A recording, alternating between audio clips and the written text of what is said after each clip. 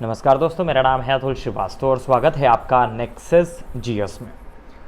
प्राचीन भारत का इतिहास संपूर्ण लूसेंट के निचोड़ के बारे में डिस्कस करेंगे हम लोग। और हम लोग ये देखेंगे कि एग्जैक्टली जो लूसेंट में है, बहुत अच्छी किताब है फ़िलहाल, और जितनी भी चीज़ें उसमें दी हुई हैं उनमें क्या क्या चीज़ें हैं जो महत्वपूर्ण हैं, उसको अगर हम लोग शॉर्ट करने की कोशिश करें तो कैसी चीज़ें हो सकती हैं।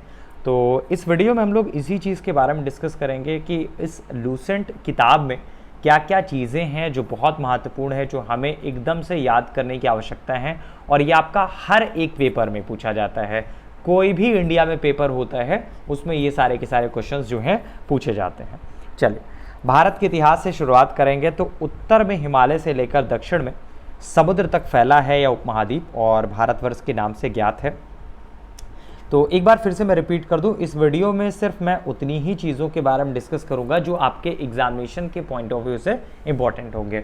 और नेक्सस जीएस के अगर टेलीग्राम चैनल को आपने ज्वाइन नहीं किया है तो इसी वीडियो के डिस्क्रिप्शन बॉक्स में हमारा टेलीग्राम चैनल का लिंक आपको मिल जाएगा और उस लिंक के थ्रू आप हमारे टेलीग्राम चैनल को ज्वाइन कर सकते हैं। अगर ये वीडियो आप फेसबुक पे देख रहे हैं तो नेक्सस जीएस को फेसबुक पर आप बोल सकते हैं कि फेसबुक पेज को लाइक कर सकते हैं, या फिर हमारे हमारा फेसबुक अकाउंट है उसको फॉलो कर सकते हैं। और इसके अलावा इंस्टाग्राम पे भी नेक्सस जीएस है। सारे के सारे जो लिंक हैं नेक्सस जीएस के, तो सारे के सारे इसी वीडियो की डिस्क्रिप्शन में लगा दिए गए हैं। चलिए शुरुआत करेंगे हम लोग प्राचीन भारत के स्रोत से, प्राचीन भारत इतिहास के स्रोत से। तो प्राचीन भारतीय इतिहास के विषय में जानकारी जो है मुख्यतः 4 स्रोतों से प्राप्त होती है: धर्म ग्रंथ, ऐतिहासिक ग्रंथ, विदेशियों का विवरण और पुरातत्व संबंधी साक्ष्य। तो धर्म ग्रंथ का ऐतिहासिक ग्रंथ से मिलने वाली अगर महत्वपूर्ण जानकारी के बारे में बात करें तो भारत का सर्वाधिक सर्वाप्राचीन जो धर्म ग्रंथ है वो वेद है। डायरेक्टली ये भी पूछा जाता है कि सर्वाप्राचीन धर्म ग्रंथ क्या है, तो वेद है। इसके संकलनकर्ता के बारे में पूछा जाता है तो महर्षि कृष्णी वेदव्यास को माना जाता है। वेद कितने प्रकार के होते हैं ये भी पूछा जाता है, तो वेद 4 प्रकार के होते हैं: ऋग्वेद, यजुर्वेद, सामवेद और अथर्ववेद। ऋचाओं के क्रमबद्ध ज्ञान के संग्रह को ऋग्वेद कहा जाता है। इसमें 10 मंडल होते हैं, 1028 सूक्त होते हैं और करीब 10,462 ऋचाएँ होती हैं। और इस वेद की ऋचाओं को पढ़ने वाले ऋषि को होत्र कहते हैं। ये भी आपका एग्जामिनेशन में पूछा जाता है। नेक्स्ट पॉइंट है इसके 8वें मंडल को खिल कहा जाता है। अगर इसके बारे में बात करें तो इसके 8वें मंडल की हस्तलिखित ऋचाओं को खिल कहा जाता है। नेक्स्ट पॉइंट भी बात करें और क्या क्या चीज़ें हैं जो महत्वपूर्ण हैं। वामनावतार के बारे में बात करें तो वामनावतार के 3 पगों के आख्यान का जो प्राचीनतम स्रोत है वो ऋग्वेद है। और ऋग्वेद में इंद्र के लिए करीब 250 तथा अग्नि के लिए करीब 200 ऋचाओं की रचना की गई है। वनडे एग्जामिनेशन में ये पूछा जाता है, स्टेट लेवल के एग्जामिनेशन में थोड़ा सा कम पूछा जाता है। नेक्स्ट है, प्राचीन इतिहास के साधन के रूप में वैदिक साहित्य में ऋग्वेद के बाद शतपथ ब्राह्मण का स्थान आता है। ये पूछा जाता है स्टेट लेवल में भी और आपका ऐसे भी। नेक्स्ट है, यजुर्वेद के बारे में बात करें तो सस्वर पाठ के लिए मंत्रों तथा बलि के समय अनुपालन के लिए नियमों का जो संकलन है वो आपका यजुर्वेद कहलाता है। और इसके पाठकर्ता को अर्धव्यू कहते हैं। यह एक ऐसा वेद है जो गद्य और पद्य दोनों में है। जो सबसे इंपॉर्टेंट लाइन है वो यही है कि एक ऐसा वेद है जो गद्य और पद्य दोनों में है। पूछा जाता है कि ऐसा कौन सा वेद है जो गद्य और पद्य दोनों में है, तो यजुर्वेद है। नेक्स्ट है, सामवेद के बारे में बात करें तो यह गाई जा सकने वाली ऋचाओं का संकलन है और इसके जो पाठ करता है उसको उदात्रू कहते हैं और इसे भारतीय संगीत का जनक कहा जाता है। भारतीय संगीत का जनक किसे कहते हैं? सामवेद को। नेक्स्ट है, अथर्ववेद से संबंधित काफ़ी क्वेश्चन पूछे जाते हैं। अथर्ववेद के बारे में बात करें तो अथर्वा ऋषि द्वारा रचित इस वेद में रोग निवारण, तंत्र मंत्र, जादू टोना, शाप, वशीकरण, आशीर्वाद, स्तुति, प्रायश्चित, ये सारे के सारी चीज़ें आती हैं। और अथर्ववेद कन्याओं के जन्म की निंदा करता है कहीं ना कहीं। इसमें सभा और समिति को प्रजापति की 2 पुत्रियां कहा गया है। तो ये पूछा जाता है कि कौन से वेद में सभा और समिति को प्रजापति की 2 पुत्रियां कहा गया है, तो अथर्ववेद में कहा गया है। एक ये भी क्वेश्चन पूछा जाता है कि सबसे प्राचीन वेद कौन सा है, तो ऋग्वेद है। और सबसे बाद का वेद कौन सा है, तो अथर्ववेद सबसे बाद का वेद है। नेक्स्ट है, पुराणों में मत्स्य पुराण के बारे में अगर बात करें तो सबसे प्राचीन है और प्रामाणिक होता है। और नेक्स्ट पे हम लोग बात करें नेक्स्ट पॉइंट पर डिस्कस करें, सतपथ ब्राह्मण के बारे में बात करें तो सतपथ ब्राह्मण में स्त्री को पुरुष का अर्धांगिनी कहा गया है। पूछा जाता है कि कौन से ग्रंथ में बोला गया है सतपथ ब्राह्मण में स्त्री को पुरुष का अर्धांगिनी कहा गया है। और स्मृति ग्रंथों में सबसे प्राचीन और जो प्रामाणिक है वो मनुस्मृति मानी जाती है। मनुस्मृति से रिलेटेड भी पूछी जाती हैं चीज़ें, और ये सुंग काल का एक मानक ग्रंथ है। नेक्स्ट पॉइंट है, नेक्स्ट पॉइंट भी डिस्कस कर लेते हैं और क्या क्या चीज़ें हैं जो ज़रूरी हैं आपके परीक्षा में पूछी जा सकती हैं और आपको पता होना चाहिए।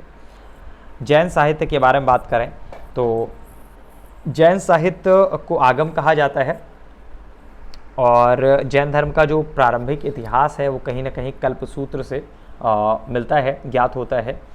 जैन धर्म जो है भगवती सूत्र में महावीर के जीवन कृत्यों तथा अन्य समकालिक के साथ उनके संबंधों का विवरण मिलता है। पूछा जाता है जैन ग्रंथ से रिलेटेड जैन साहित्य को क्या कहा जाता है, तो जैन साहित्य को आगम कहा जाता है। और जैन धर्म का जो प्रारंभिक इतिहास है वो कहीं ना कहीं कल्पसूत्र से ज्ञात होता है। और जैन ग्रंथ जो है भगवती सूत्र में महावीर के जीवन कृत्यों तथा अन्य समकालिक के साथ उनके संबंधों का विवरण मिलता है। चाणक्य से रिलेटेड चीज़ें पूछी जा सकती हैं, तो अर्थशास्त्र के लेखक जो हैं चाणक्य हैं। कौटिल्य या विष्णुगुप्त भी इनका नाम पूछा जाता है कि अल्टरनेट नाम क्या है, तो कौटिल्य या विष्णुगुप्त भी है।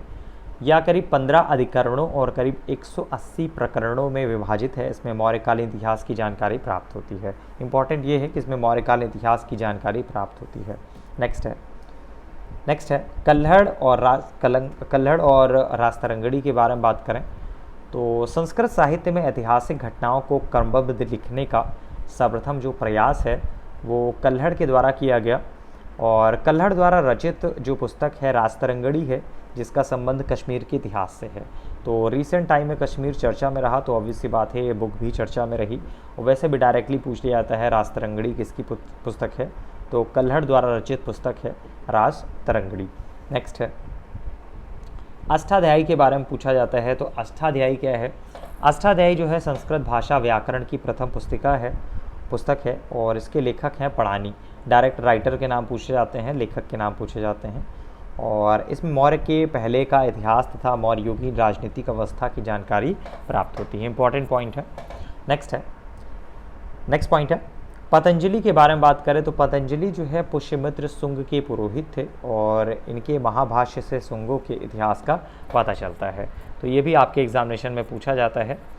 कुछ विदेशी यात्रियों से मिलने वाली प्रमुख जानकारियों के बारे में बात करें तो टेसियस, ये भी इम्पॉर्टेंट ही है, वैसे पूछा जाता है कभी कभी लेकिन बहुत ज़्यादा नहीं, बात कर ही लेते हैं। तो टेसियस जो है ईरान का राजवैद्य था, और भारत के संबंध में इसका विवरण जो है आश्चर्यजनक कहानियों से परिपूर्ण होने के कारण अविश्वसनीय है। हेरोडोटस, ये नाम बहुत पूछा जाता है, इसे इतिहास का पिता कहा जाता है, और इसने अपनी पुस्तक हिस्टोरिका में 5वीं शताब्दी ईसा पूर्व के भारत फारस के संबंध का वर्णन किया है, परंतु उसका विवरण भी अनुश्रुतियों और अफवाहों पर ही आधारित है। पहले ये क्वेश्चन काफ़ी पूछा जाता था, अभी फिलहाल इतना नहीं है। निरयाकस, अंसीक्रटस तथा ऑस्टोबुलस के बारे में बात करें तो सिकंदर के साथ आने वाले लेखकों में ये लोग थे, और इनके विवरण अधिक प्रामाणिक हैं और विश्वसनीय कहे जा सकते हैं। तो कोई भी किताब पढ़ना आसान होता है क्योंकि पढ़ने में कोई है नहीं प्रॉब्लम, लेकिन इम्पॉर्टेंट ये होता है कि किस किताब में हम लोगों को क्या चीज़ें पढ़नी हैं। जैसे लूसेंट हम लोग पढ़ रहे हैं तो उसमें हमें क्या याद रखना है, क्योंकि परीक्षा में याद हुई चीज़ें ही काम की होती हैं। बाकी तो हम लोगों ने बहुत सारी चीज़ें रखी, सभी लोग ग्रेजुएशन किए रहते हैं, इंटर पास होते हैं और पीजी किए होते हैं, बहुत सारी पढ़ाई किए होते हैं, लेकिन क्या क्या चीज़ें याद है जो एग्जामिनेशन में पूछा जा रहा है, और हमेशा अपने आप को अपडेट रखने की आवश्यकता होती है। तो नेक्सस जीएस में जिस तरह की पढ़ाई कराई जाती है वो पूरी तरह से अपडेशन पे कराई जाती है। और इसी वीडियो की डिस्क्रिप्शन बॉक्स में हमारा टेलीग्राम चैनल का लिंक मिल जाएगा, तो उस लिंक के थ्रू आप डायरेक्टली हमारे टेलीग्राम से जुड़ सकते हैं और नए बैच के सारी इन्फॉर्मेशन प्राप्त कर सकते हैं। चलिए मेगास्थनीज के बारे में बात करें तो मेगास्थनीज जो है ये भी नाम बहुत इंपॉर्टेंट है। मेगास्थनीज यह सेल्यूकस निकेटर का राजदूत था जो चंद्रगुप्त मौर्य के राजदरबार में आया था, और इसने अपनी पुस्तक इंडिका में मौर्ययुगीन समाज और संस्कृति के विषय में लिखा है। मेगास्थनीज से रिलेटेड चीज़ें पूछी जाती हैं, आपको पता होना चाहिए। डाइमेकस के बारे में बात करें तो यह आपका सीरियन नरेश अंतियोकस का राजदूत था जो बिंदुसार के राजदरबार में आया था, और इसका विवरण भी मौर्य युग से रिलेटेड है। तो डाइमेकस के बारे में भी पूछा जाता है। टॉलमी के बारे में बात करें तो इसने 2री शताब्दी में भारत का भूगोल नामक पुस्तक लिखी थी। नेक्स्ट है फाहियान, बहुत इंपॉर्टेंट नाम है। यह चीनी यात्री गुप्त नरेश चंद्रगुप्त द्वितीय के दरबार में आया था और इसने अपने विवरण में मध्य प्रदेश के समाज और संस्कृति के बारे में वर्णन किया है। इसमें मध्य प्रदेश की जनता को सुखी और समृद्ध बताया है। तो फाहियान के बारे में अक्सर पूछा जाता है, किसके राज दरबार में आया था, तो चीनी यात्री गुप्त नरेश चंद्रगुप्त द्वितीय के दरबार में आया था। नेक्स्ट पॉइंट भी डिस्कस कर लेते हैं। संयुगन के बारे में बात करें तो बहुत ज़्यादा इंपॉर्टेंट नहीं है। हेनसांग के बारे में बात करें तो सबसे ज़्यादा इंपॉर्टेंट है और हर्षवर्धन के शासनकाल में भारत आया था। हेनसांग जो है करीब 629 ईस्वी में चीन से भारतवर्ष के लिए प्रस्थान किया गया और लगभग 1 वर्ष की यात्रा के बाद सर्वप्रथम वो भारतीय राज्य कपिशा पहुंचा। भारत में करीब 15 वर्षों तक ठहरकर करीब 645 ईस्वी में चीन लौट गया। ये बिहार में नालंदा जिला स्थित नालंदा विश्वविद्यालय में अध्ययन करने तथा भारत में बौद्ध ग्रंथों को एकत्र कर ले जाने के लिए आया था। इसका जो भ्रमण वृत्तांत है वो आपका सियुकी नाम से प्रसिद्ध है। तो सियुकी नाम बहुत पूछा जाता है और किसके शासनकाल में आया था ये बहुत पूछा जाता है।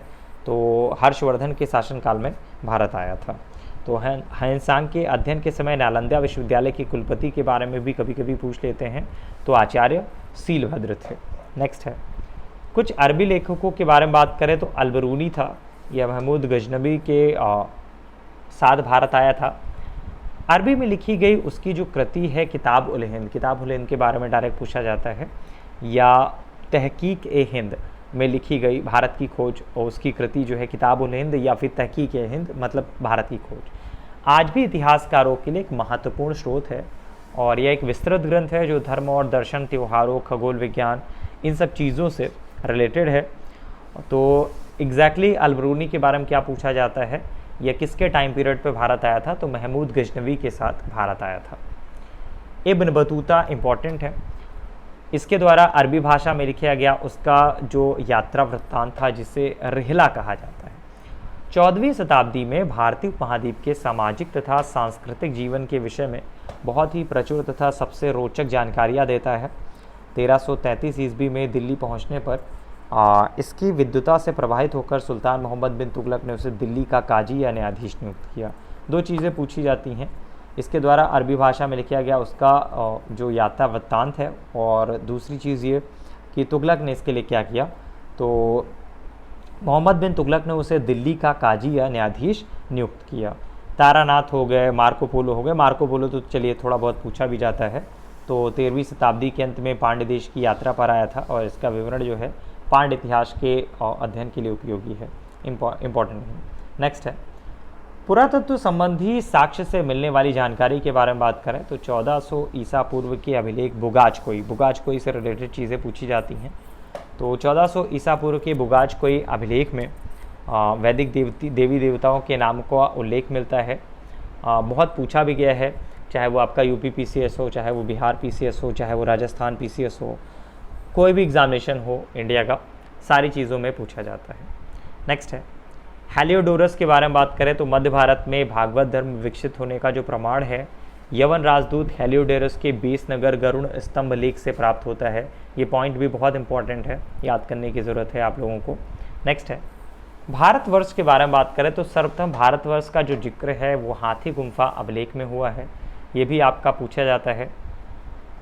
नेक्स्ट पॉइंट है सती प्रथा के बारे में बात करें, ये भी बहुत पूछा जाता है। तो सती प्रथा का जो पहला लिखित साक्ष्य है वो आपका एरण अभिलेख से प्राप्त होता है, ये पूछा जाता है, आपको पता होना चाहिए।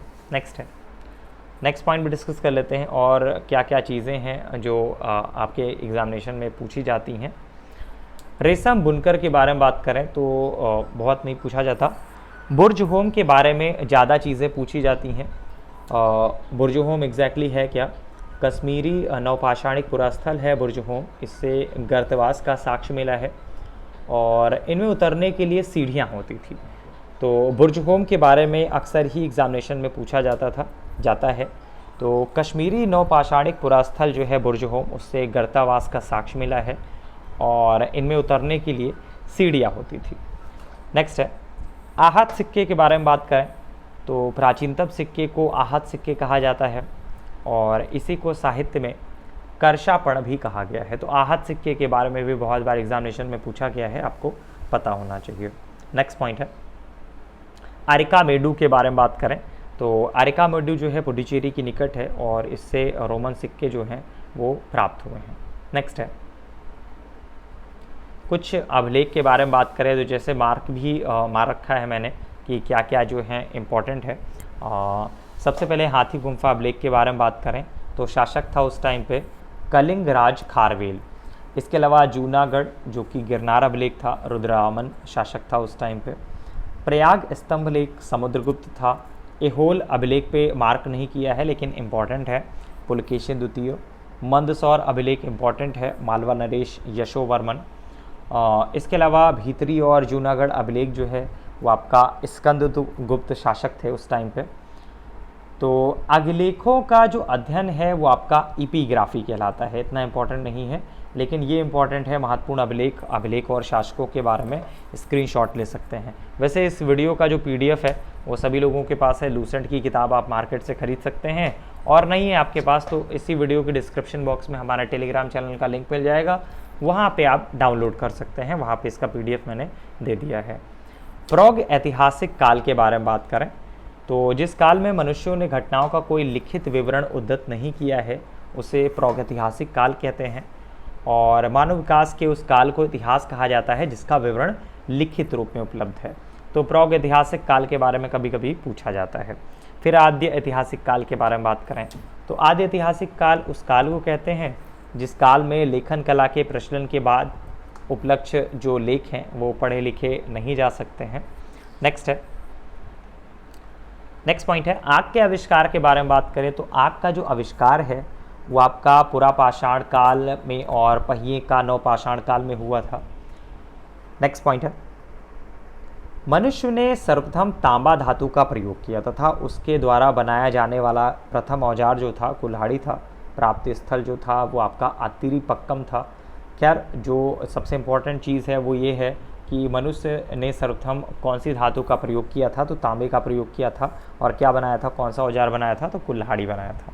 नेक्स्ट है कृषि के आविष्कार के बारे में बात करें तो कृषि का आविष्कार जो है नवपाषाण काल में हुआ और प्रौगैतिहासिक अन्न उत्पादन स्थल मेहरगढ़ पश्चिमी बलूचिस्तान में अवस्थित है। कृषि के लिए अपनाई गई सबसे प्राचीन फसल गेहूँ और जौ थी, ये भी पूछा जाता है आपके एग्जामिनेशन में। कृषि का प्रथम उदाहरण अगर हम लोग बात करें तो मेहरगढ़ से प्राप्त हुआ है और कोहलिया का जो संबंध है वो चावल के प्राचीनतम साक्ष्य से है। फिलहाल अब लहुरा देव हो चुका है तो कृषि का जो प्रथम उदाहरण है वो कहाँ से हुआ है, लहुरा देव। देखिए यही अपडेशन होता है और यही अपडेशन आपको करना पड़ता है और एग्जामिनेशन में जो है अपडेटेड क्वेश्चन ही पूछे जाते हैं।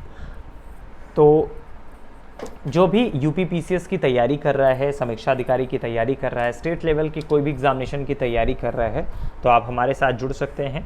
रेगुलर बेसिस पे हमारी क्लासेस होती हैं और पिछले 5 सालों से मतलब 2015 से लगातार ये कोचिंग रन कर रही है। नेक्स्ट पॉइंट है भारत में पूर्व प्रस्तर के बारे में बात करें तो भारत में पूर्व प्रस्तर युग के अधिकांश औजार जो है स्फटिक मतलब पत्थर के बने थे। नेक्स्ट पॉइंट है रॉबर्ट ब्रुस फूट के बारे में बात करें तो पहले व्यक्ति थे जिन्होंने करीब 1863 में भारत में पुरापाषाण कालीन औजारों की खोज की थी। नेक्स्ट है मृतकों का टीला, ये बहुत पूछा जाता है। भारत का सबसे प्राचीन नगर है मोहनजोदड़ो था और सिंधी भाषा में इसका मतलब होता है मृतकों का टीला। ये पहले बहुत पूछा जाता था, अभी भी पूछा जाता है। नेक्स्ट है सिंधु सभ्यता से रिलेटेड चीज़ों के बारे में बात करें तो रेडियो कार्बन C14 जैसी नवीन विश्लेषण पद्धति के द्वारा सिंधु सभ्यता की सर्वमान्य तिथि जो है करीब 2400 ईसा पूर्व से करीब 1700 ईसा पूर्व मानी गई है। सिंधु सभ्यता की खोज किसने की थी अगर ये पूछा जाए तो राय बहादुर दयाराम साहनी साहब ने की है। नेक्स्ट पॉइंट डिस्कस कर लेते हैं। सिंधु सभ्यता के सर्वाधिक पश्चिमी पुरास्थल के बारे में बात करें तो दाशक नदी के किनारे स्थित शुद्ध कांडोर जो कि बलूचिस्तान में है। पूर्वी पुरास्थल हिंडन नदी के किनारे आलमगीरपुर, ये आपका जिला मेरठ उत्तर प्रदेश में है। उत्तरी जो पूर्वस्थल है चिनाब नदी के तट पर अखनूर के निकट है, मांदा में जो कि जम्मू कश्मीर में है, तथा दक्षिणी पूर्वस्थल जो है वो आपका गोदावरी नदी के तट पर दायमाबाद में है। तो डायरेक्टली पूछा जाता है कहाँ पे है, तो दायमाबाद जो है महाराष्ट्र में है। नेक्स्ट है, नेक्स्ट पॉइंट है हड़प्पा संस्कृति के बारे में बात करें तो स्वतंत्रता प्राप्ति के पश्चात हड़प्पा संस्कृति के सर्वाधिक जो स्थल मिले हैं वो कहाँ से मिले हैं, ये आपका गुजरात में खोजे गए हैं। लोथल के बारे में बहुत पूछा जाता है, तो लोथल और सुतकोतदा सिंधु सभ्यता का बंदरगाह था। सुतकोतदा के बारे में तो कम पूछा जाता है, लेकिन लोथल के बारे में बहुत पूछा जाता है। नेक्स्ट है, जुते हुए खेत के बारे में बात करें तो कालीबंगा से प्राप्त हुए हैं, कालीबंगा है राजस्थान में। नेक्स्ट है, कुछ एडिशनल चीज़ें भी मैंने इसमें लिख दी हैं, जैसे कालीबंगा के बारे में नहीं लिखा है तो राजस्थान में लिख दिया है। नेक्स्ट है, मोहनजोदड़ो से प्राप्त अन्नागार संभवतः सिंधु सभ्यता की सबसे बड़ी इमारत है। नेक्स्ट है, नेक्स्ट पॉइंट भी डिस्कस कर लेते हैं और क्या क्या चीज़ें हैं जो इम्पॉर्टेंट है आपके एग्ज़ामिनेशन में पूछी जा सकती हैं। इनसे रिलेटेड जो जानकारियां हैं वो आपके एग्ज़ामिनेशन में अक्सर ही पूछी जाती हैं। चलिए, अग्निकुंड के बारे में बात करें। मोहनजोदड़ो से प्राप्त जो बृहत स्नानागार है, एक प्रमुख स्मारक है जिसके मध्य स्थित स्नान कुंड करीब 11.88 मीटर लंबा है, 7.01 मीटर चौड़ा है और करीब 2.43 मीटर गहरा होता है। तो पहले इस तरह के क्वेश्चन पूछे जाते थे, अभी थोड़ा पैटर्न चेंज हुआ है तो नहीं पूछे जाते हैं, पता होना चाहिए। नेक्स्ट है, अग्निकुंड के बारे में बात करें तो अग्निकुंड लोथल और कालीबंगन से प्राप्त हुए हैं। नेक्स्ट पॉइंट है, मोहनजोदड़ो के बारे में बात करें तो मोहनजोदड़ो से प्राप्त एक सील पर 3 मुख वाले देवता पशुपति नाथ की मूर्ति मिली है। इसके चारों ओर हाथी, गेंडा, चीता और भैंसा जो है विराजमान है। इसके अलावा नर्तकी की एक कांस्य मूर्ति भी मिली है। हड़प्पा की मोहरों पर सबसे अधिक एक श्रृंगी पशु का अंकन मिलता है, बहुत इंपॉर्टेंट है, लगभग से पूछा जाता है एग्जामिनेशन में। नेक्स्ट है, मनके बनाने के कारखाने लोथल और चन्हूदड़ो से मिले हैं। मनके बनाने के बारे में भी कभी कभी पूछा जाता है। नेक्स्ट पॉइंट है, सिंधु सभ्यता की लिपि के बारे में बात करें तो ये इंपॉर्टेंट है। सिंधु सभ्यता की जो लिपि है वो आपका भाव चित्रात्मक है और ये लिपि जो है दाईं से बाईं ओर लिखी जाती है। जब अभिलेख एक से अधिक पंक्तियों की का होता है तो पहली पंक्ति जो है दाईं से बाईं ओर और दूसरी बाईं से दाईं ओर लिखी जाती है। तो कैसी है, भाव चित्रात्मक तक है, ये आपसे पूछा जाता है। मुख्य फसल के बारे में बहुत पूछा जाता है सिंधु सभ्यता की, तो मुख्य फसल थी गेहूं और जौ। नेक्स्ट है, तौल की इकाई के बारे में भी कभी कभी पूछ लेता है, तो तौल की इकाई संभवतः आपका 16 के अनुपात में थी। नेक्स्ट पॉइंट है, सिंधु सभ्यता के लोग यातायात के लिए 2 पहियों और 4 पहियों वाली बैलगाड़ी या फिर भैंसा गाड़ी का उपयोग करते थे। नेक्स्ट है, कुछ प्रमुख स्थल है और नदी है, किस नदी के किनारे हैं उनके बारे में बात करें तो स्थिति भी आपको आपके स्क्रीन पर ही आपको दिख जाएगी, लेकिन मैं उनके बारे में ही बात करूंगा जो इम्पॉर्टेंट है, एग्जामिनेशन में पूछे जाते हैं या पूछे गए हैं इस टाइप से। तो हड़प्पा रावी नदी के किनारे है, इंपॉर्टेंट है। मोहनजोदड़ो सिंधु के किनारे इंपॉर्टेंट है। कालीबंगा जो है घग्गर नदी के किनारे है। रंगपुर जो है मादर नदी के किनारे है। रोपड़ बहुत पूछा जाता है सतलज के। लोथल भोगवा के किनारे है। आलमगीरपुर हिंडन के किनारे है। धौलावीरा जो है वो आपका इसके उत्खननकर्ता रविंद्र सिंह बिष्ट साहब थे और गुजरात का कच्छ जिला, ये आपका पूछा जाता है। नेक्स्ट है, वैदिक सभ्यता के बारे में अब आ जाते हैं। देखिए, वैदिक काल का विभाजन जो है वो 2 भागों में हुआ है, वैदिक काल और उत्तर वैदिक काल। तो आर्य जो है सर्वप्रथम पंजाब और अफगानिस्तान में बसे। मैक्स मूलर ने आर्यों का जो मूल्य निवास स्थान है मध्य एशिया को माना है और आर्यों द्वारा निर्मित सभ्यता जो है वैदिक सभ्यता कहलाई। आर्यों द्वारा विकसित सभ्यता जो है वो ग्रामीण सभ्यता थी।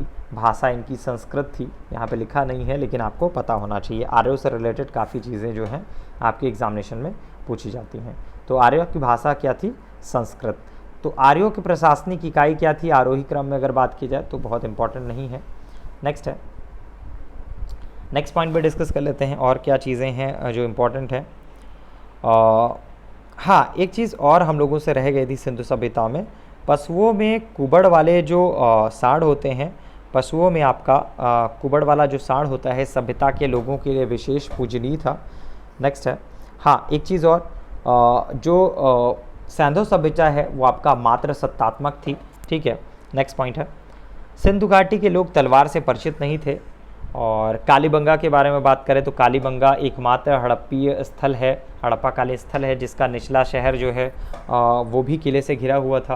कालीबंगा का जो अर्थ होता है वो काली चूड़ियाँ होता है।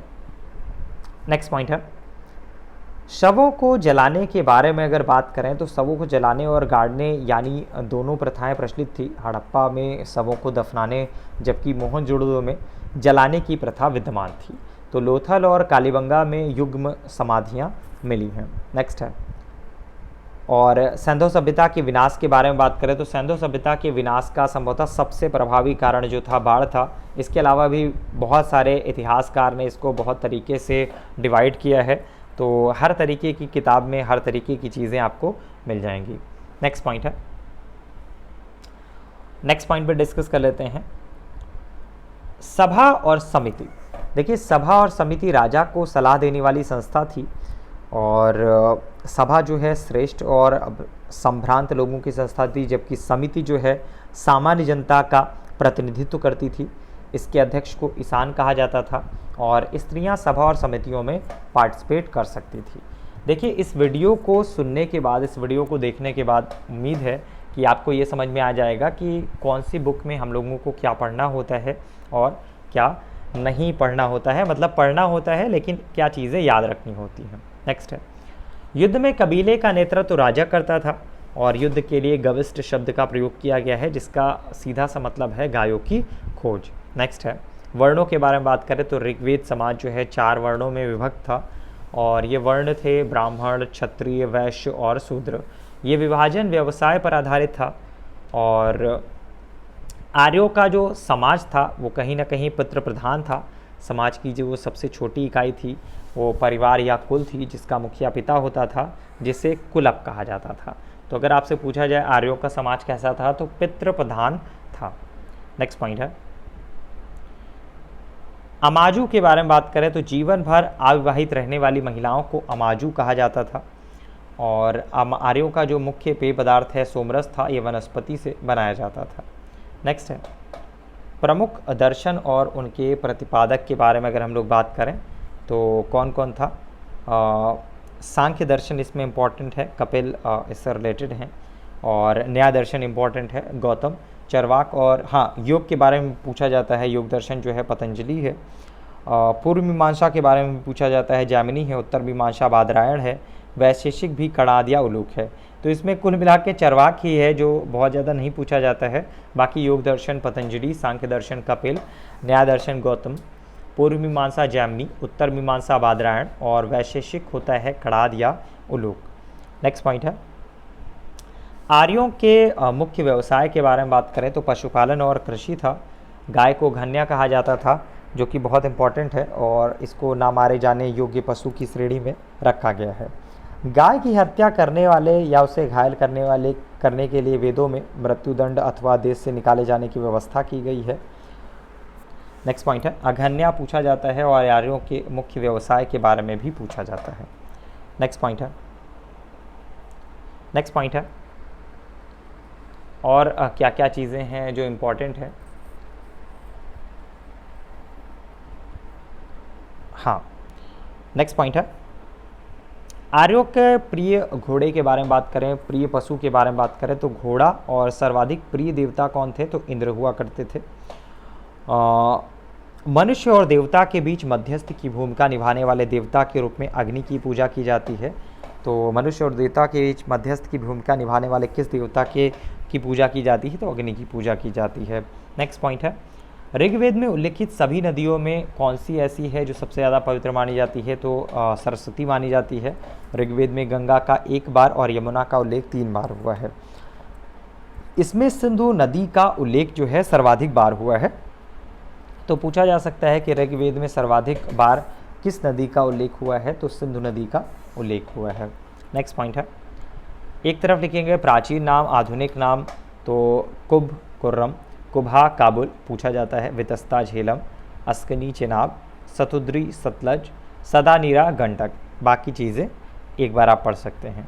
नेक्स्ट पॉइंट है, सत्यमेव जयते, बहुत इंपॉर्टेंट पॉइंट है और आपके एग्जामिनेशन में पूछा जा सकता है। सत्यमेव जयते शब्द जो है मुंडकोपनिषद से लिया गया है और इसी उपनिषद में यज्ञ की तुलना जो है टूटी नाव से की गई है। नेक्स्ट पॉइंट है, कौसाम्बी के बारे में बात करें तो उत्तर वैदिक काल में कौसाम्बी नगर में प्रथम बार पक्की ईंटों का प्रयोग किया गया है। नेक्स्ट पॉइंट भी डिस्कस कर लेते हैं और क्या चीज़ें हैं जो हमारे एग्जामिनेशन ओरिएंटेड हैं।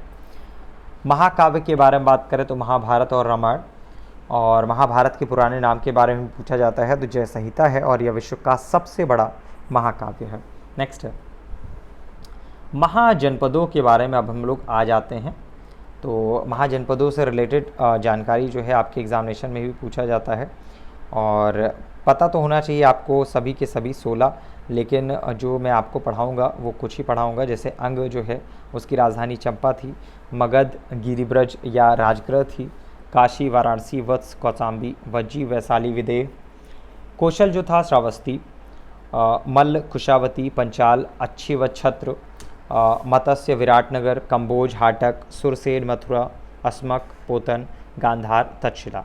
एक चीज़ और आप लोगों को बताना चाहूँगा, देखिए अगर आपको याद करनी है चीज़ें तो इसी वीडियो को आप 2 से 3 बार देख लेंगे तो चीज़ें भी देखिए आपको एक क्लियर हो जाएंगी कि हमें क्या क्या पढ़ना है और क्या क्या लीव आउट करना है, क्या क्या याद रखना है। जितने क्वेश्चंस मैं बता रहा हूँ लगभग से इंडिया के हर एक एग्जामिनेशन में आएंगे, पेट क्वेश्चंस हैं लगभग से, जो भी आयोग आपका पेपर सेट करते हैं तो ये आपके जितने भी क्वेश्चंस हैं वो पेट क्वेश्चंस हैं, लगभग से आते ही रहते हैं। इनको आप छोड़ नहीं सकते हैं, कुल मिलाकर इनसे आप परे जाकर पढ़ाई नहीं कर सकते हैं। चलिए अब हम लोग बात करेंगे जैन धर्म के बारे में। तो धर्मों में जैन धर्म बौद्ध धर्म बहुत इंपॉर्टेंट है और आपके एग्जामिनेशन में इससे रिलेटेड क्वेश्चंस भी बहुत पूछे जाते हैं। इवन नेक्सस जीएस की प्रोफाइल पर जैन धर्म का सारांश भी अपलोड किया गया है एक बड़े वे में, क्योंकि ये तो लूसेंट की किताब का सारांश होगा और बाकी जो वीडियो अपलोड किया गया है वो आपका सारी की सारी चीज़ों का सारांश होगा। फिलहाल हम लोग जैन धर्म के बारे में बात करते हैं। तो जैन धर्म के 23वें तीर्थंकर थे पार्श्वनाथ साहब, जो काशी के इक्ष्वाकु वंशनी राजा अश्वसेन के पुत्र थे। इन्होंने करीब 30 वर्ष की अवस्था में संन्यास जीवन को स्वीकारा था और इनके द्वारा दी गई शिक्षा थी हिंसा न करना, सदा सत्य बोलना, चोरी न करना, संपत्ति न रखना, ये सारी की सारी चीज़ें। तो जैन धर्म के 23वें तीर्थंकर कौन थे? पार्श्वनाथ साहब थे। 24वें तीर्थंकर कौन थे? 24वें थे आपका महावीर स्वामी साहब। और अगर हम लोग इनके संस्थापक के बारे में बात करें तो ऋषभदेव थे, लेकिन जो सबसे ज़्यादा पॉपुलर नेम है वो महावीर स्वामी का आता है। तो महावीर स्वामी जो थे वो जैन धर्म के 24वें और अंतिम तीर्थंकर हुए थे। महावीर स्वामी साहब के जन्म के बारे में बात करें तो करीब 540 ईसा पूर्व में कुंडग्राम वैशाली में हुआ था। इनके पिता थे सिद्धार्थ, ये आपका ज्ञात्रक कुल के सरदार थे और माता त्रिशला थी, लिच्छवी राजा चेटक की बहन थी। महावीर की पत्नी का नाम यशोदा था और पुत्री का नाम अनोजा था, प्रियदर्शनी। नेक्स्ट है, 12 वर्ष की कठिन तपस्या की इन्होंने और उसके बाद महावीर को जंभिक के समीप ऋजुपालिका नदी के तट पर साल वृक्ष के नीचे तपस्या करते हुए संपूर्ण ज्ञान का बोध हुआ और इस समय से महावीर जो है आहर्त और निग्रंथ कहलाए। महावीर ने अपना उपदेश जो है प्राकृत भाषा में दिया, अर्ध मगधी में दिया। महावीर के अनुयायियों को मूलतः निग्रंथ कहा जाता है। ठीक है, नेक्स्ट पॉइंट है, महावीर के जो प्रथम अनुयायी थे उनके दामाद थे जमाता, जिसको बोलते हैं जमाली थे। जामिल लिखा हुआ है, जमाली बहुत सारी किताबों में लिख के आता है, फिलहाल जमाली ही सही आंसर है। नेक्स्ट है, नेक्स्ट पॉइंट पे डिस्कस करें प्रमुख जैन तीर्थंकर और उनके प्रतीक चिन्ह के बारे में बात करें तो आपका प्रमुख जो थे उसमें ऋषभदेव थे, सांड प्रतीक चिन्ह था। इसके अलावा आपका महावीर जो थे वो सिंह इनका प्रतीक चिन्ह था। ये इंपॉर्टेंट है 2 लोग। तो 2 जैन तीर्थंकरों ऋषभदेव और अष्टनेमी के नामों का उल्लेख ऋग्वेद में मिलता है। अष्टनेमी को भगवान कृष्ण का निकट संबंधी माना गया है। नेक्स्ट पॉइंट है, जैन संगीतियों के बारे में बात करें तो प्रथम जो है वो करीब 300 ईसा पूर्व हुई थी और स्थल था पाटलिपुत्र। अध्यक्ष जो थे वो स्थूलभद्र थे। द्वितीय जो हुआ वो आपका 6ठी शताब्दी में हुआ और वल्लभी स्थल था गुजरात में। अध्यक्ष है क्षमा श्रवण। त्रिरत्नों के बारे में बात करें तो जैन धर्म के त्रिरत्न हैं सम्यक दर्शन, सम्यक ज्ञान और सम्यक आचरण। ठीक है, त्रिरत्नों के अनुशीलन में निम्न 5 महाव्रतों का पालन जो है अनिवार्य है: अहिंसा, सत्यवचन, अस्तेय, अपरिग्रह और ब्रह्मचर्य। इम्पॉर्टेंट ये है कि जैन धर्म में ईश्वर की मान्यता नहीं है। महावीर जो है पुनर्जन्म और कर्मवाद में विश्वास करते थे। और इसके अलावा जैन धर्म में अपने आध्यात्मिक विचारों को सांख्य दर्शन से ग्रहण किया है। जैन धर्म अगर मानने वाले कुछ राजाओं के बारे में बात करें तो उदयन के बारे में बहुत पूछा जाता है, चंद्रगुप्त मौर्य के बारे में पूछा जाता है, नरेश खारवेल के बारे में पूछा जाता है, कलिंग नरेश खारवेल के बारे में, राष्ट्रकूट राजा अमोघ खरवर्ष के बारे में पूछा जाता है। नेक्स्ट पॉइंट है, मौर्योत्तर युग में मथुरा जो है जैन धर्म का प्रसिद्ध केंद्र था और मथुरा कला का जो संबंध है वो जैन धर्म से है। नेक्स्ट है, मच्छ राजा श्रुतिपाल के राजा प्रसाद में महावीर स्वामी को निर्वाण प्राप्त हुआ था। तो ये आपका हो गया इससे रिलेटेड चीज़ें। अब जो नेक्स्ट है वो उसके बारे में बात कर लेते हैं। देखिए जैन धर्म में इसके अलावा भी चीज़ें हैं और मैंने बताया है कि इसका एक वीडियो जो है नेक्सस जीएस के यूट्यूब चैनल पर अपलोड किया जा चुका है। आप गूगल पर लिखेंगे या यूट्यूब पर लिखेंगे नेक्सस जीएस जैन धर्म तो आपको वो वीडियो मिल जाएगा, ठीक है। तो अब हम लोग बात करेंगे बौद्ध धर्म के बारे में। तो बौद्ध धर्म के जो संस्थापक हैं गौतम बुद्ध साहब थे। इन्हें एशिया का ज्योतिपुंज कहा जाता है, लाइट ऑफ एशिया कहा जाता है। जन्म का जो प्रतीक था कमल और सांड था, गृह त्याग जो है घोड़ा था प्रतीक, ज्ञान जो था पीपल प्रतीक है, निर्वाण भी बहुत पूछा जाता है, पदचिन्ह, मृत्यु जो है स्तूप।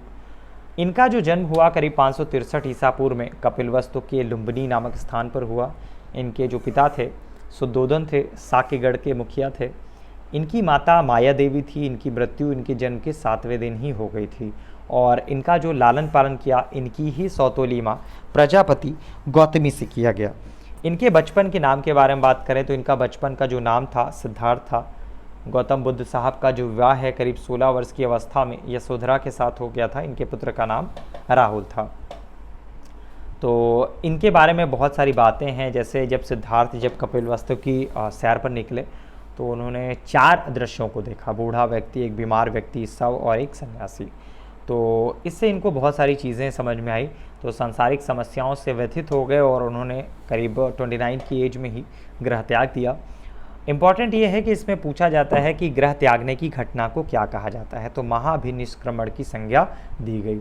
नेक्स्ट है, गृह त्याग करने के बाद सिद्धार्थ मतलब महात्मा बुद्ध साहब ने वैशाली के अलार कलाम से सांख्य दर्शन की शिक्षा ग्रहण की। अलार कलाम सिद्धार्थ के प्रथम गुरु हुए। नेक्स्ट पॉइंट है, करीब बिना अन्न जल ग्रहण किए करीब 6 वर्ष की कठिन तपस्या इन्होंने की और उसके बाद करीब 35 साल की एज रही होगी। वैसाख की पूर्णिमा की रात रही होगी, निरंजना नदी रही होगी और इसके किनारे पीपल वृक्ष के नीचे सिद्धार्थ को ज्ञान प्राप्त हुआ। और ज्ञान प्राप्ति के बाद सिद्धार्थ जो है बुद्ध के नाम से जाने गए। वह स्थान जो है बोध गया कहलाया। आज भी आपका इनकी पवित्र स्थली के रूप में पूछा जाता है। तो बुद्ध ने अपना जो प्रथम उपदेश है इसके बारे में पूछा जाता है। तो बुद्ध ने अपना जो प्रथम उपदेश है वो सारनाथ में दिया था, जिसे बौद्ध ग्रंथों में धर्मचक्र प्रवर्तन कहा गया। तो ये भी पूछा जाता है कि बुद्ध ने अपना पहला उपदेश कहाँ दिया, तो सारनाथ में दिया, जिसे बौद्ध धर्म में धर्मचक्र प्रवर्तन कहा गया। बुद्ध ने अपने उपदेश जनसाधारण की भाषा में दिए, पाली भाषा में दिए। नेक्स्ट पॉइंट है, बुद्ध ने अपने सर्वाधिक उपदेश कहाँ दिए, तो कौशल देश की राजधानी श्रावस्ती में दिए। और इनके जो प्रमुख अनुयायी थे वो कौन थे, बिंबसार, प्रसेनजीत तथा उदयन साहब थे। नेक्स्ट है, बुद्ध की जो मृत्यु हुई तो उसको महापरिनिर्वाण कहा गया है। डायरेक्टली पूछा जाता है आपके एग्जामिनेशन में। नेक्स्ट पॉइंट है, बुद्ध के जन्म और मृत्यु की तिथि को चीनी परंपरा के कैंटोन अभिलेख के आधार पर निश्चित किया गया है। नेक्स्ट पॉइंट है, बौद्ध धर्म के बारे में हमें विशद ज्ञान जो है त्रिपिटक मतलब विनय पिटक, सूत्र पिटक और अभिधम्म पिटक से प्राप्त होता है और तीनों पिटकों की जो भाषा थी वो पाली थी। नेक्स्ट पॉइंट है, बौद्ध धर्म जो है मूलतः अनीश्वरवादी है, इसमें ईश्वर की आत्मा की परिकल्पना भी नहीं है। नेक्स्ट है, और बुद्ध धर्म में पुनर्जन्म की मान्यता है, जैसे आपको जैन धर्म के बारे में याद होगा। देखिए इसीलिए मैं बोल रहा हूँ इसी वीडियो को 2 से 3 बार कम से कम देखिएगा, तो चीज़ें जो हैं आपके लिए और ज़्यादा क्लियर हो जाएंगी, याद हो जाएंगी। फिर आपको दोबारा ये नहीं पढ़ना पड़ेगा। बस वही चीज़ें हैं ना कि लगातार बस आपको अपडेट करने की आपको ज़रूरत है अगर एग्जामिनेशन क्वालिफाई करने की होड़ में आप हैं तो। नेक्स्ट है, बुद्ध धर्म के बारे में बात करें तो बौद्ध धर्म मूलतः जो है अनीश्वरवादी है, इसमें आत्मा की परिकल्पना भी नहीं है।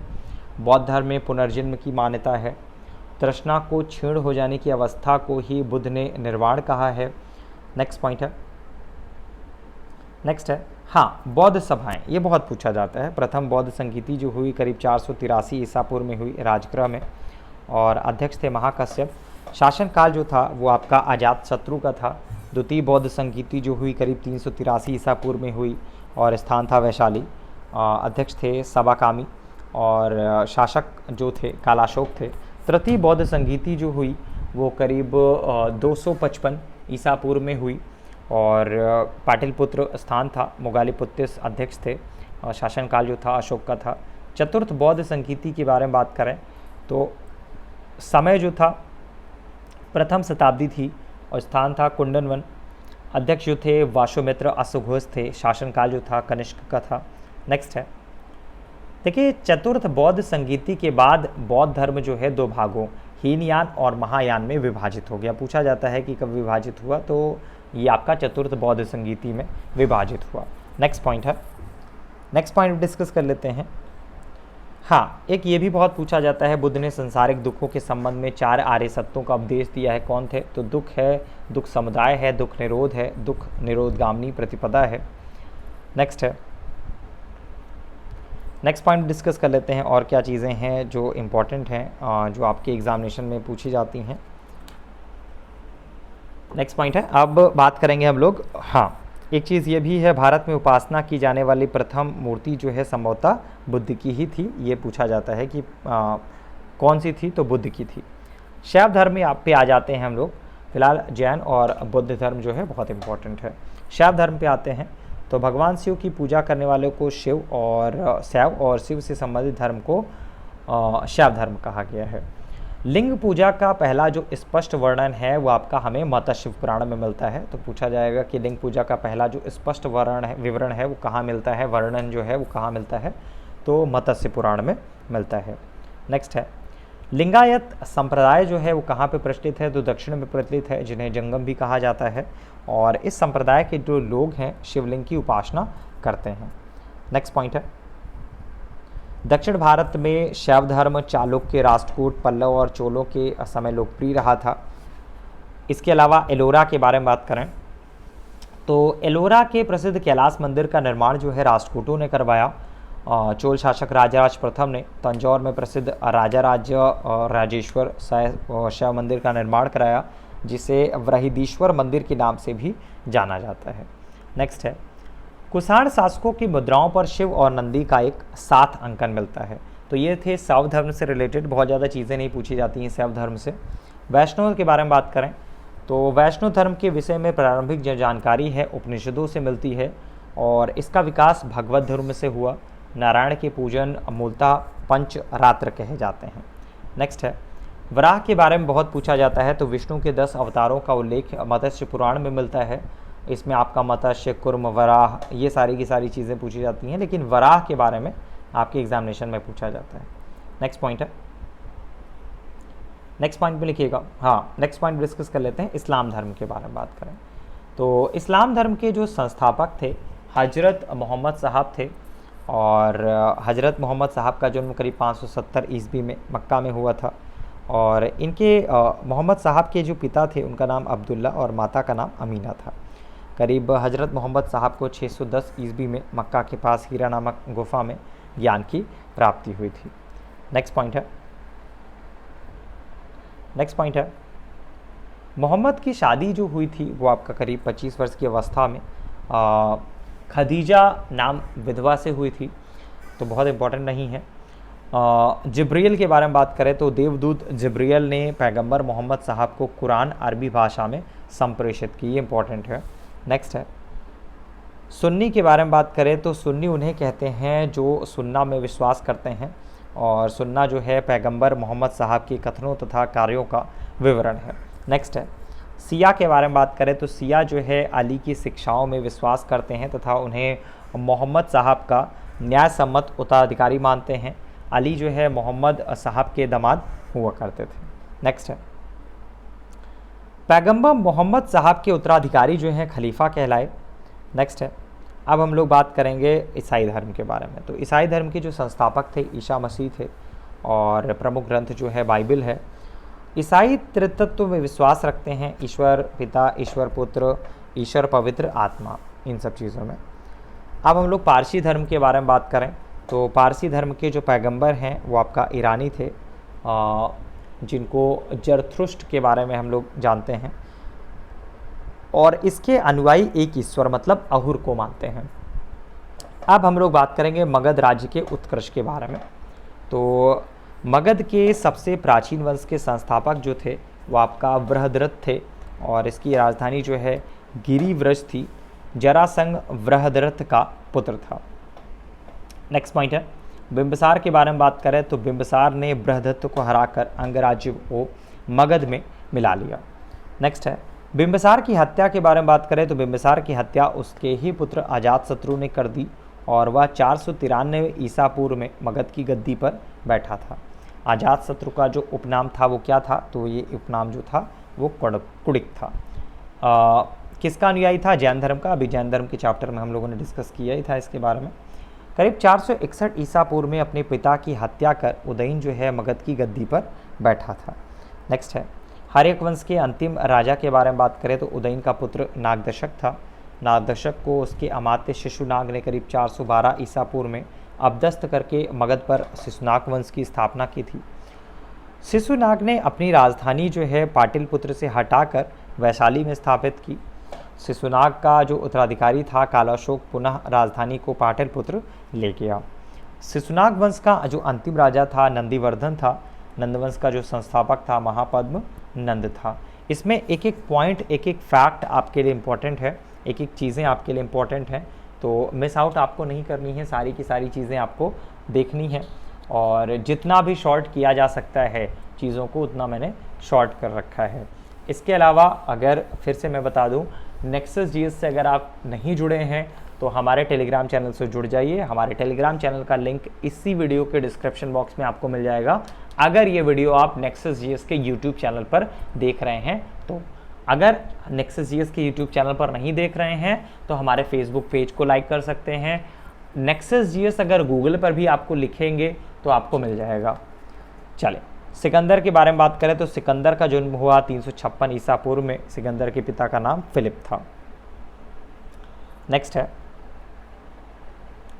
नेक्स्ट पॉइंट है सिकंदर किसका शिष्य था, ये पूछा जाता है। अरस्तु का शिष्य था, और 326 ईसा पूर्व वाला सीन भी पूछा जाता है। तो सिकंदर ने भारत विजय का जो अभियान है वो करीब 326 ईसा पूर्व में प्रारंभ किया। सिकंदर का जो सेनापति था सेल्यूकस निकेटर था। हाइडेस्पीच के युद्ध के बारे में पूछा जाता है तो सिकंदर को पंजाब के शासक पोरस के साथ युद्ध करना पड़ा, जिसे हाइडेस्पूच के युद्ध या फिर झेलम के युद्ध के नाम से जाना जाता है। सिकंदर की सेना ने व्यास नदी के पश्चिमी तट पर पहुंचकर उसे पार करने से इनकार कर दिया था। सिकंदर का जो जल सेनापति था निराकस था। अब हम लोग मौर्य साम्राज्य पे आ जाते हैं, ये भी बहुत इंपॉर्टेंट चैप्टर है। तो मौर्य वंश का जो संस्थापक था चंद्रगुप्त मौर्य था। इसका जन्म करीब 345 ईसा पूर्व में हुआ। जस्टिन ने चंद्रगुप्त मौर्य को सेंट्रो कोट्स कहा है, जिसकी पहचान विलियम जोन्स ने चंद्रगुप्त मौर्य से की है। विशाखदत्त कृत मुद्रा राक्षस में चंद्रगुप्त मौर्य के लिए वृषल शब्द का प्रयोग किया गया है, जिसमें निम्न कुल से उत्पन्न इसका मतलब होता है। घरानंद को हराने में चाणक्य मतलब कौटिल्य या फिर विष्णुगुप्त अल्टरनेट नाम भी पूछ लिए जाते हैं, तो इन्होंने चंद्रगुप्त मौर्य की मदद की थी, जो बाद में चंद्रगुप्त का प्रधानमंत्री भी बना। इनके द्वारा लिखित पुस्तक अर्थशास्त्र है, जिसका संबंध राजनीति से है। नेक्स्ट है चंद्रगुप्त मगध की राजगद्दी पर करीब 322 ईसा पूर्व में बैठा, और चंद्रगुप्त जो है जैन धर्म का अनुयायी था। ये भी मैंने जैन धर्म वाले चैप्टर में आपको बताया। नेक्स्ट है चंद्रगुप्त ने अपना अंतिम समय कर्नाटक के श्रवणबेलगोला नामक स्थान पर बिताया है। चंद्रगुप्त ने करीब 305 ईसा पूर्व में सेल्यूकस निकेटर को हराया। नेक्स्ट है मेगस्थनीज सेल्यूकस निकेटर का राजदूत था, जो चंद्रगुप्त के दरबार में रहता था। ये भी पूछा जाता है कि मेगस्थनीज किसका राजदूत था, तो सेल्यूकस निकेटर का था। इंडिका के बारे में पूछा जाता है तो मेगस्थनीज द्वारा लिखी गई पुस्तक है इंडिका, और मेगस्थनीज के अनुसार सम्राट का जनता के सामने आने के अवसरों पर शोभ यात्रा के रूप में जश्न मनाया जाता है। उन्हें एक सोने के पालकी में ले जाया जाता है, इस टाइप से चीज़ें हैं। इंडिका के बारे में डायरेक्टली ही पूछ लिया जाता है आपकी एग्जामिनेशन में। नेक्स्ट है प्लूटार्क के बारे में बात करें तो प्लूटार्क के अनुसार चंद्रगुप्त ने सेलुकस को करीब 500 हाथी उपहार में दिए थे। ये पूछा जाता है आपके एग्जामिनेशन में। नेक्स्ट है बिंदुसार के बारे में बात करें तो चंद्रगुप्त मौर्य का जो उत्तराधिकारी था बिंदुसार हुआ, करीब 298 ईसा पूर्व में मगध की राजगद्दी पर बैठा। इसके अलावा अमित्रघात के नाम से बिंदुसार जाना जाता है। अमित्रघात का मतलब होता है शत्रु विनाशक। ये किसका अनुयायी था? तो ये आपका आजीवक संप्रदाय का अनुयायी था। नेक्स्ट है जैन ग्रंथों में बिंदुसार को सिंहसेन कहा गया है। पूछा जाता है कि जैन ग्रंथों में बिंदुसार को क्या कहा गया है? तो सिंहसेन कहा गया है। नेक्स्ट है बौद्ध विद्वान तारानाथ ने बिंदुसार को करीब 16 राज्यों का विजेता बताया था। ये बहुत नहीं पूछा जाता। अशोक के बारे में बात करें, बहुत इंपॉर्टेंट है। तो बिंदुसार का जो उत्तराधिकारी था अशोक महान हुआ, जो करीब 269 ईसा पूर्व में मगध की राजगद्दी पर बैठा। और राजगद्दी पर बैठने के समय अशोक जो है अवंती का राज्यपाल था। मास्की और गुर्जरा अभिलेख में अशोक का नाम जो है अशोक मिलता है। पुराणों में अशोक को अशोक वर्धन कहा गया है। नेक्स्ट है उपगुप्त के बारे में बात करें तो उपगुप्त नामक बौद्ध भिक्षु ने अशोक को बौद्ध धर्म की दीक्षा दी। और अशोक की माता का नाम जो था वो आपका सुब्रदांगरी था। नेक्स्ट है अशोक ने बौद्ध धर्म के प्रचार के लिए अपने पुत्र महेंद्र और पुत्री संघमित्रा को श्रीलंका भेजा था। भारत में शिलालेख का जो प्रचलन है सबसे पहले अशोक ने ही किया। और अशोक की शिलालेखों में ब्राह्मी, खरोष्टी, ग्रीक और अरमाइक विधि का लिपि प्रयोग हुआ है। तो जब भी आप मौर्य साम्राज्य पढ़ते हैं तो उसमें दो लोगों का नाम आपको बहुत अच्छे से पढ़ना है। एक तो आपका ऑब्वियस सी बात है चंद्रगुप्त मौर्य और दूसरा आपका अशोक।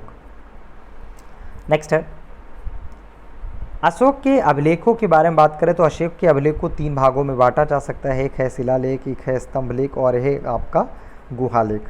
अशोक के शिलालेखों की जो खोज है वो आपका पावेट्री फैंथलेयर ने की थी और इनकी संख्या जो है वो करीब 14 है, 14 है। नेक्स्ट है जेम्स प्रिंसप के बारे में बात करें तो अशोक के अभिलेख पढ़ने में सबसे पहली जो सफलता है वो आपका 1837 में जेम्स प्रिंसप को हुई थी। इनके जो शिलालेख हैं उनके बारे में भी आपको पता होना चाहिए, लेकिन जो इम्पोर्टेंट है वो 7वां है। 7वां और 8वां शिलालेख है, इसमें अशोक की तीर्थ यात्राओं का उल्लेख किया गया है।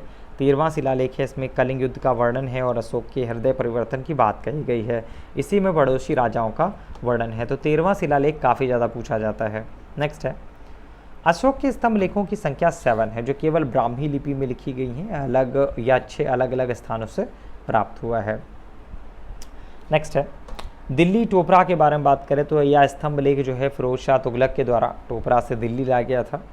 नेक्स्ट है अशोक का सबसे छोटा स्तंभ लेख जो है रुम्मदेई में है और इसी में लुम्बिनी में धम्म यात्रा के दौरान अशोक द्वारा भू राजस्व की दर घटा देने की घोषणा की गई। नेक्स्ट पॉइंट डिस्कस कर लेते हैं और क्या क्या चीज़ें हैं जो इम्पोर्टेंट है। अशोक के समय मौर्य साम्राज्य में प्रांतों की संख्या के बारे में बात करें तो 5 थी। प्रांतों को चक्र कहा जाता था। क्या कहा जाता था? ये इंपॉर्टेंट है, चक्र। नेक्स्ट है प्रशासन की सबसे छोटी इकाई कौन सी होती थी? ग्राम होती थी, जिसका मुखिया ग्रामिक कहलाता था। नेक्स्ट है प्रशासकों में सबसे छोटा गोप के बारे में बात करें तो सबसे छोटा गोप था जो 10 ग्रामों का शासन संभालता था। और मेगास्थनीज के बारे में बात करें तो मेगास्थनीज के अनुसार नगर का प्रशासन जो है वो 30 सदस्यों का एक मंडल करता था जो 6 समितियों में विभाजित था। प्रत्येक समिति में करीब 5 सदस्य होते थे। नेक्स्ट है जस्टिन के बारे में बात करें तो जस्टिन नामक यूनानी लेखक के अनुसार चंद्रगुप्त ने अपनी 6 लाख की फौज से सारे भारत को रौंद दिया। और यह बात भी सही हो सकती है और नहीं भी, लेकिन यह भी सही है कि चंद्रगुप्त ने पश्चिमोत्तर भारत को सेलुकस की गुलामी से मुक्त कराया।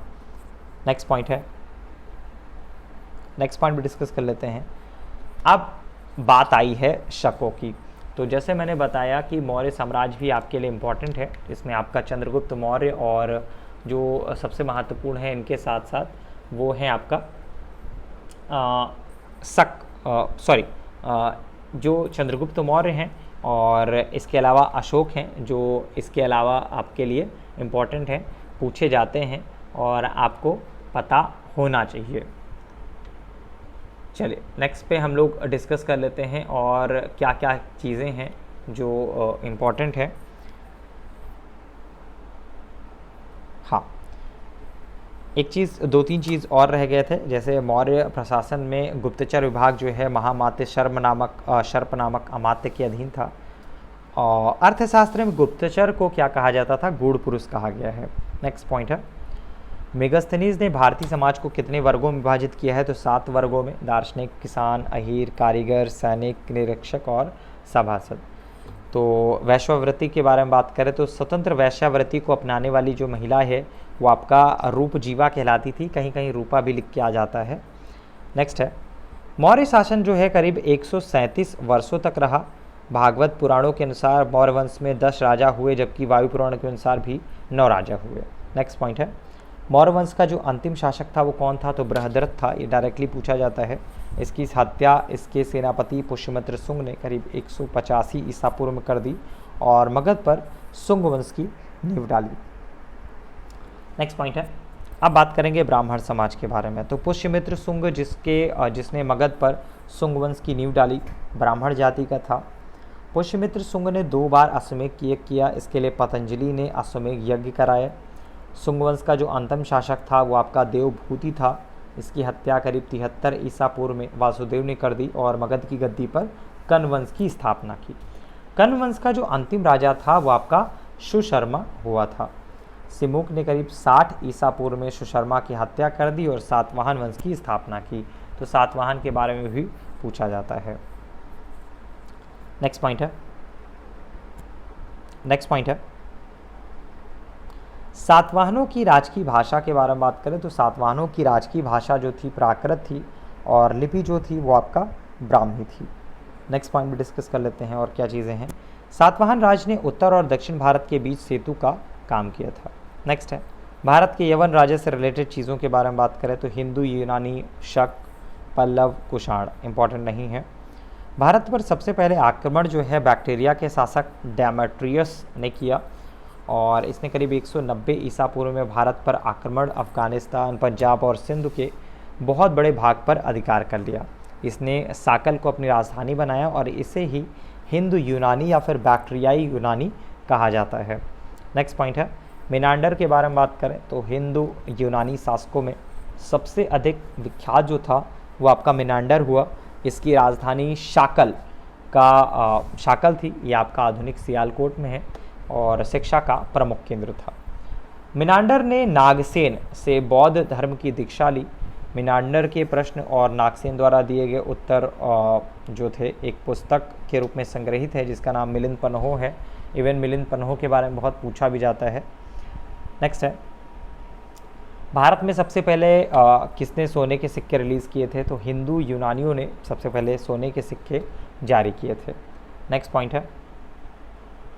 पॉइंट भी डिस्कस कर लेते हैं और क्या चीज़ें हैं। शकों के बारे में बात करें तो यूनानियों के बाद शक आए। शकों की 5 शाखाएं थी और शाखा की राजधानी जो है भारत और अफगानिस्तान में अलग अलग भागों में थी।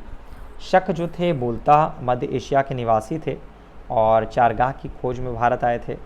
करीब 58 ईसा पूर्व में उज्जैन के एक स्थानीय राजा ने शकों को पराजित करके बाहर खदेड़ दिया और विक्रमादित्य की उपाधि धारण की।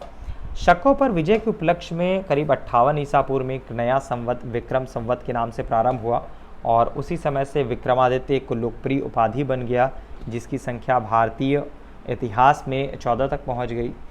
नेक्स्ट है, शकों का सबसे प्रतापी शासक के बारे में बात करें तो रुद्रदामन प्रथम था जिसका शासन करीब 130 से 150 ईस्वी गुजरात के बड़े भाग पर था।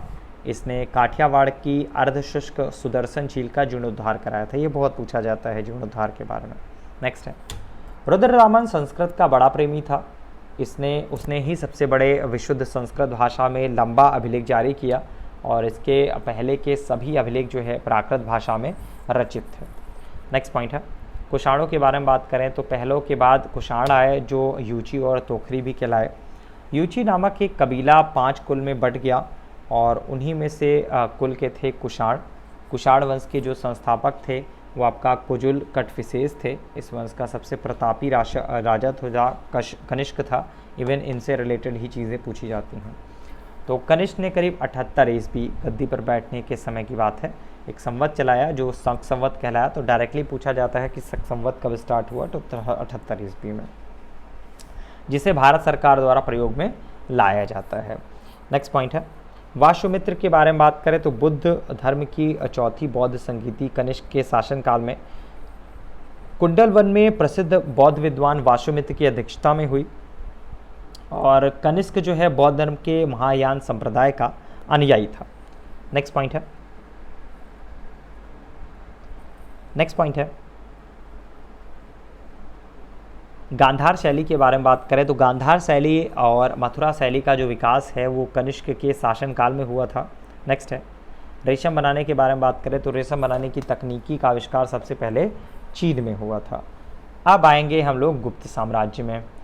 तो गुप्त साम्राज्य का जो उदय है वो आपका 3री शताब्दी के अंत में प्रयाग के निकट कौशाम्बी में हुआ, और गुप्त वंश का जो संस्थापक था श्रीगुप्त था। गुप्त वंश का जो उत्तराधिकारी था घटोत्कच हुआ। गुप्त वंश का प्रथम जो महान सम्राट था वो आपका चंद्रगुप्त प्रथम था, और ये करीब 320 ईस्वी में गद्दी पर बैठा। इसने लिक्ष्मी राजकुमार कुमार देवी से विवाह किया। इसने महाराजा धीराज की उपाधि ग्रहण की। नेक्स्ट है, गुप्त संवत की जो शुरुआत है वो आपका चंद्रगुप्त प्रथम ने की। चंद्रगुप्त प्रथम का जो उत्तराधिकारी था वो समुद्रगुप्त हुआ, करीब 335 ईस्वी में राजगद्दी पर बैठा। इसने आर्यावर्त के 9 शासकों और दक्षिणावर्त की करीब 12 शासकों को पराजित किया।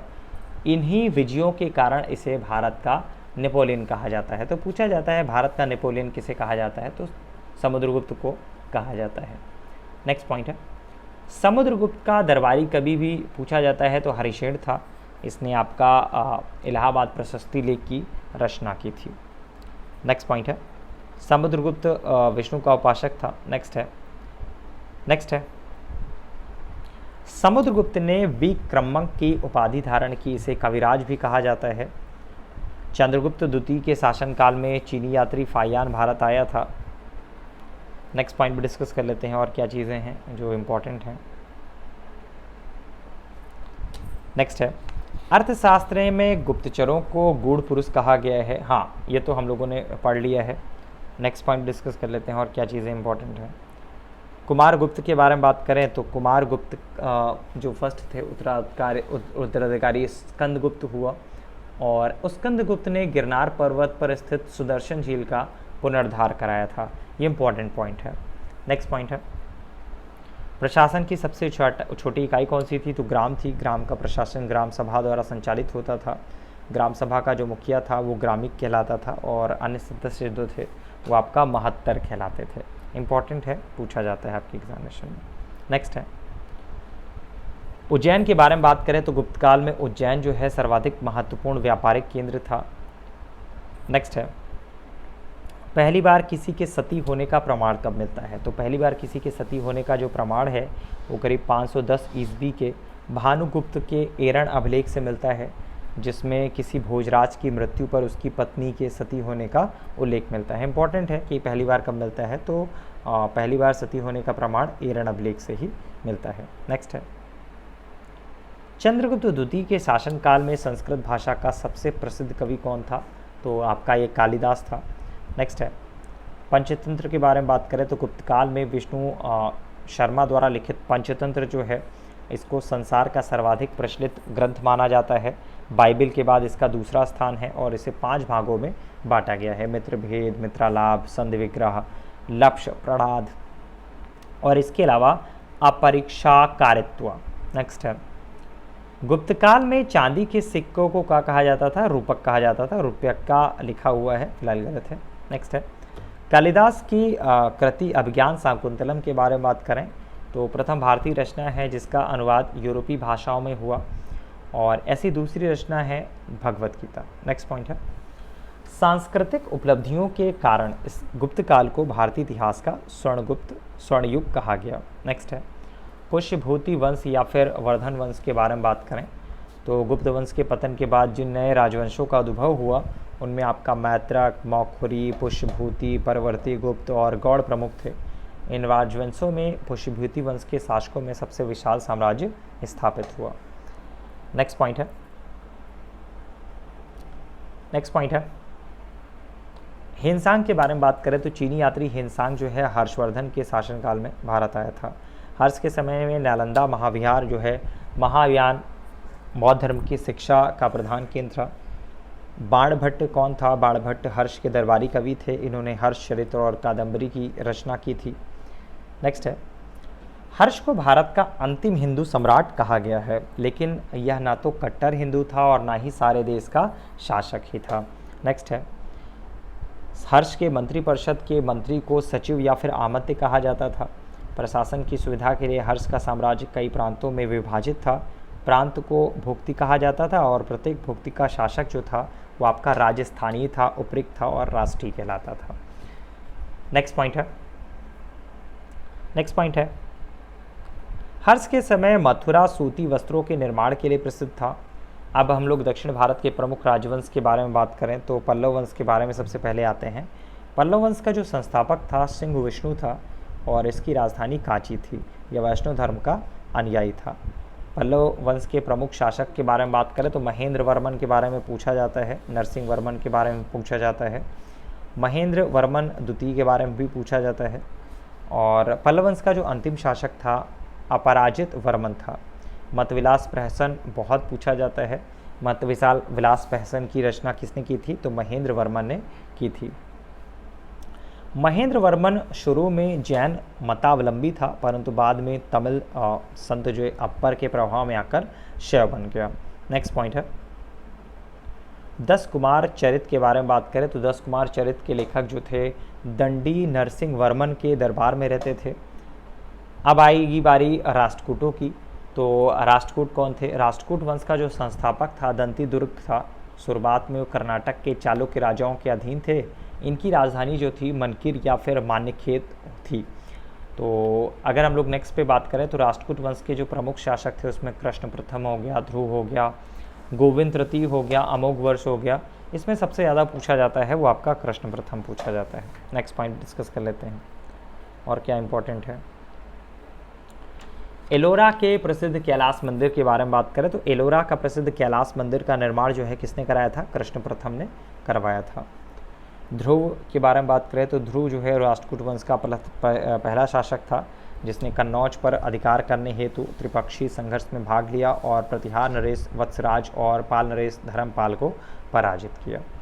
नेक्स्ट है, एलोरा और एलिफेंटा के बारे में बात करें तो एलोरा और एलिफेंटा गुहा मंदिरों का निर्माण जो है राष्ट्रकूटों के समय ही हुआ।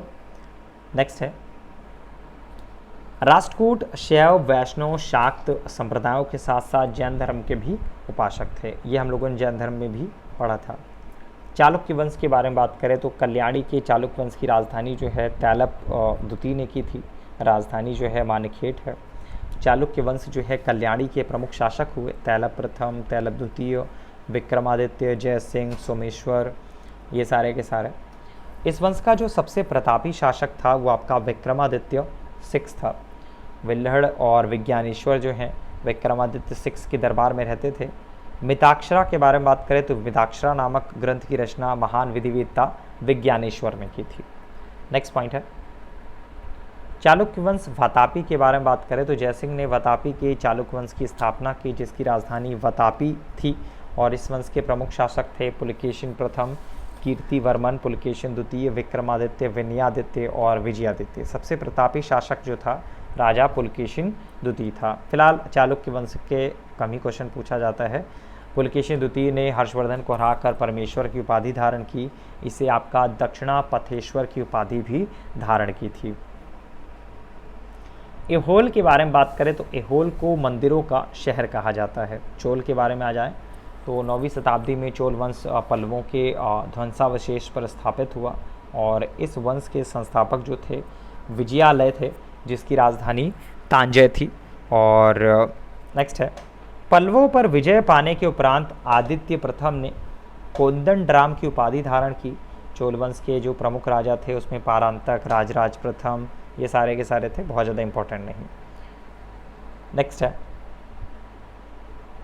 नेक्स्ट है तक्कोलम के युद्ध के बारे में बात करें तो तक्कोलम के युद्ध में आपका राष्ट्रकूट नरेश कृष्ण तृतीय ने पारांतक प्रथक को पराजित किया और इस युद्ध में पारांतक प्रथम का बड़ा लड़का जो है राजादित्य मारा गया था।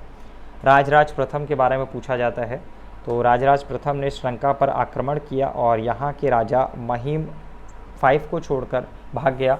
श्रीलंका के दक्षिण जिला रोहण में शरण लेनी पड़ी इसको। किसका अनुयायी था ये पूछा जाता है, तो शैव धर्म का अनुयायी था। इसने तंजौर में राजराजेश्वर का मंदिर बनाया। नेक्स्ट पॉइंट है संपूर्ण चोल साम्राज्य के बारे में बात करें तो संपूर्ण चोल साम्राज्य 6 प्रांतों में विभक्त था। प्रांत को मंडलम कहा जाता था।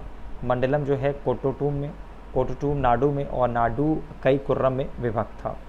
नेक्स्ट है सभा या महासभा के बारे में बात करें तो मूलतः अग्रहारों और ब्राह्मण बस्तियों की सभा थी, जिसके सदस्यों को पेरुकल्लल कहा गया। और यह सभा जो है वरियम नाम की समितियों के द्वारा अपने कार्य को संचालित करती थी। और सभा की बैठक गांव में मंदिर के निकट वृक्ष के नीचे या तालाब के किनारे होती थी। व्यापारियों की सभा को नगरम कहा गया था। फिलहाल इन सब चैप्टरों से थोड़ा सा कम क्वेश्चन पूछा जाता है। नेक्स्ट है कंबन पोलकुंडी को तमिल साहित्य का त्रिरत्न कहा गया है।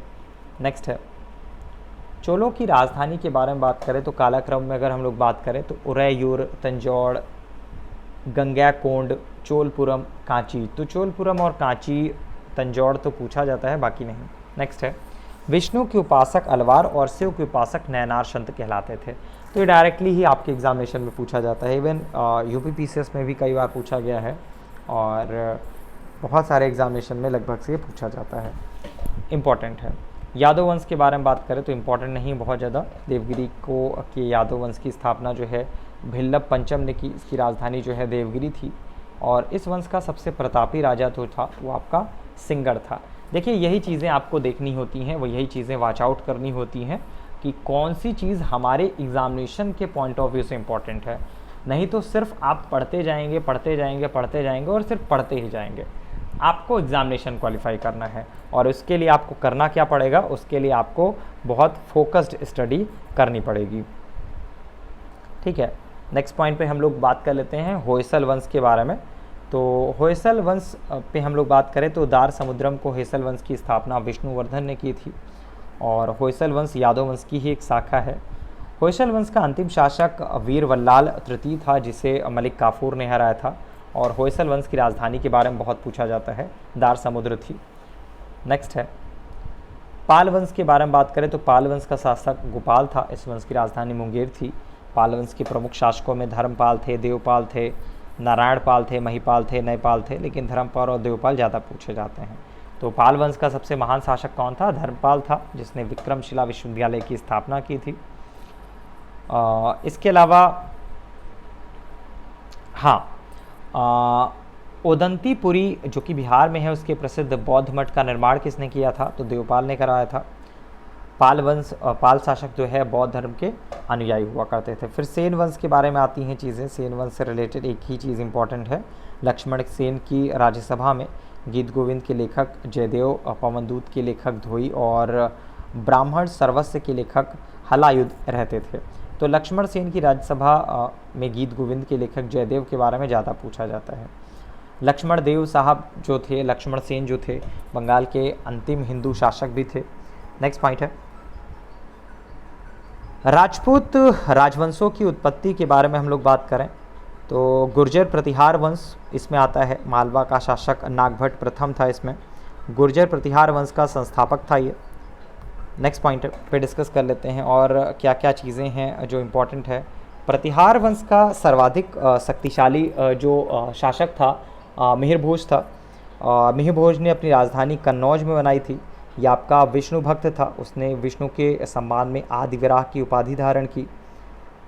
इसके अलावा राजशेखर के बारे में बात करें तो राजशेखर जो है प्रतिहार शासक महेंद्रपाल के दरबार में रहते थे। इस वंश का जो अंतिम शासक था वो यशपाल था। नेक्स्ट है गहड़बाल के बारे में बात करें तो गहड़बाल वंश का जो संस्थापक था चंद्रदेव था। इसकी राजधानी वाराणसी थी, काशी।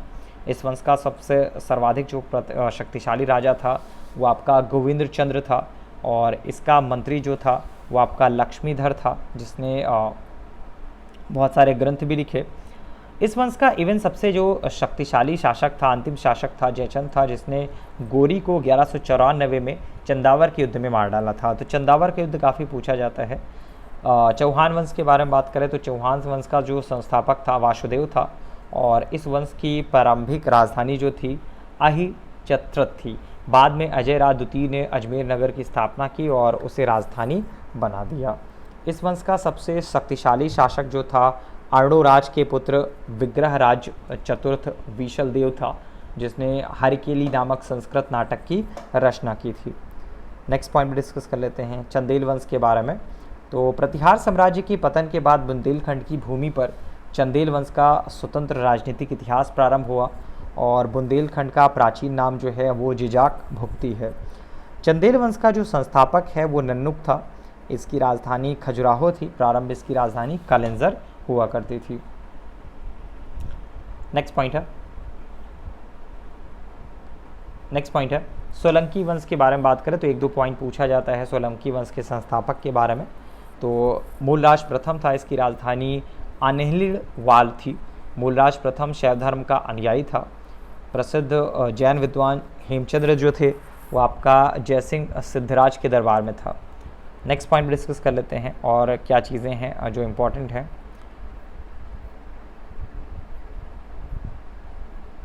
और क्या क्या चीज़ें, हाँ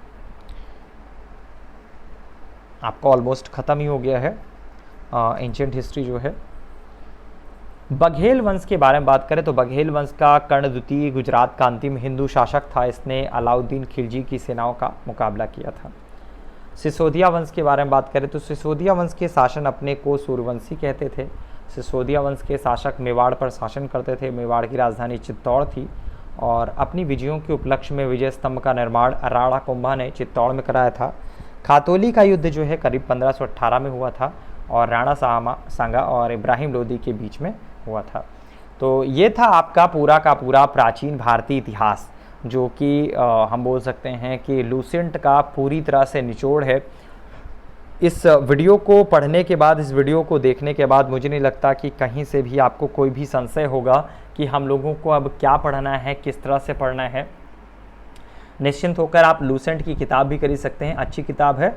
और दूसरी एक चीज़ आप ये भी देख सकते हैं कि उसमें क्या चीज़ पढ़नी है। इवन लूसेंट नहीं, हर एक किताब का ये सीन है। कोई भी आप किताब खरीदोगे तो हर एक किताब में सारी चीज़ें नहीं पढ़नी होती हैं। क्या पढ़ना है इससे भी ज़्यादा इम्पोर्टेंट होता है हमें क्या याद नहीं करना है। ठीक, तो ऐसा ना हो कि उटपटांग चीज़ें हम लोग याद कर लें और जो एग्जामिनेशन ओरिएंटेड चीज़ें हैं वो हमारे दिमाग में बैठे ही ना। तो हम लोगों को उतनी चीज़ें याद ज़रूर कर लेनी है जो चीज़ें हमारे एग्जामिनेशन के इम्पॉर्टेंट हैं। तो इस वीडियो को आप ज़्यादा से ज़्यादा शेयर कर सकते हैं। इसके अलावा हमारे टेलीग्राम चैनल को ज़रूर से ज़रूर ज्वाइन कर लीजिएगा, क्योंकि टेलीग्राम चैनल को ज्वाइन करने के बाद आपको सारे के सारे नोटिफिकेशन जो है वो मिलते रहते हैं। चले, प्राचीन भारतीय इतिहास के सारांश वीडियो के लिए इतना ही। Thank you so much.